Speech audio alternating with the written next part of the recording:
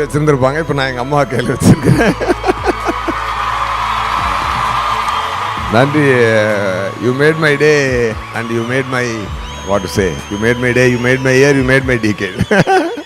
கையிலே ஆகாசம் கொண்டு வந்து ஓம் பாசம், காலமே போனாலும் வாழ்ந்திடு ராசா.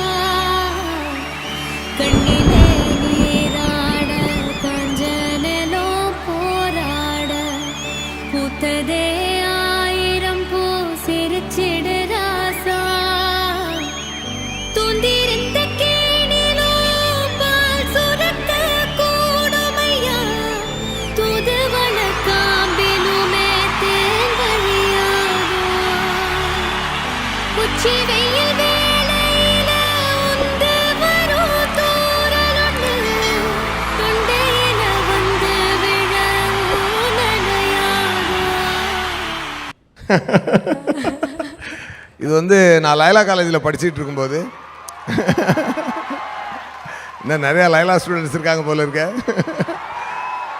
Loyola, love you Loyola.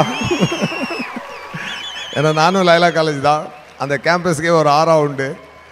நெத்தியடி படத்தில் நான் ஆக்ட் பண்ண ஜூனியர் ஆர்டிஸ்டாக போயிருந்தேன். அப்போது அமலா மேடம் வந்து ஒரு விளக்கேற்றி வைப்பாங்க. அப்போ நான் பார்த்துட்டு, நான் ஃபஸ்ட்டு லைஃப்பில் சொன்ன ஒரு ஜூனியர் ஆர்டிஸ்டாக சொன்ன ஃபஸ்ட்டு டயலாக் வந்து, திருவண்ணாமலை கோயில் தீபத்தையே இந்த விளக்கில் தான் ஏற்றி வைப்பாங்களா அப்படின்னு சொல்லியிருந்தது. Sentimentally I felt nice about that dialogue. ஆமாங்க. Next picture please. ஞாபகம் இருக்கா? இப்போ வரைக்கும் நான் இப்படி தாங்க. வாலி டைரக்ட் பண்ணும்பொழுது நான் வந்து இந்த செருப்பு புது செருப்பாக இருக்குது, அதில் உள்ள பின்னெல்லாம் போட்டிருக்கோம், சட்டையில் பட்டன்லாம் இருக்காது. இப்போது இவன் தான் டைரக்டர் அப்படின்னு ஒரு ஹீரோ வந்து மற்றவங்கள பார்த்து சொல்லணும். அது அஜித் சார் வந்து அப்போ வந்து என்னை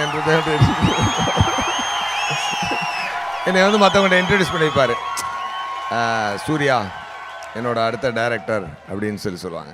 அவர் சொல்லும்போது மற்றவங்களாம் அப்படி ஒரு மாதிரி பார்ப்பாங்க, என்ன அஜித் சாருக்கு என்ன ஆச்சு, இப்படி ஒரு ஆளை பிடிச்சி டைரக்டர் ஆகிறாரு அப்படின்னு சொல்லுவது.